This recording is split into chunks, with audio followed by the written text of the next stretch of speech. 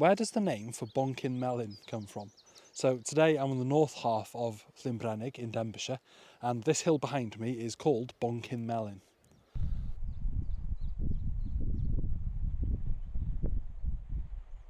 So the name Boncyn Melyn is made of two words. The first one is bonkin. Yes, I know, very funny in English. But usually it means a stump, like this one. But here, actually, it comes from Old English, bonk, which is where the word bank in English comes from. And it means a small hillock or a hill. And then we have in at the end of it, which is a diminutive suffix, so it means a small hillock or a hill. And then we have melyn. Now, melyn means yellow in Welsh. It's probably to do with the colour of the grass at the end of the summer, or to do with the colour of the soil underneath the grass. But the word melyn ultimately comes from the word mel, which means honey in Welsh.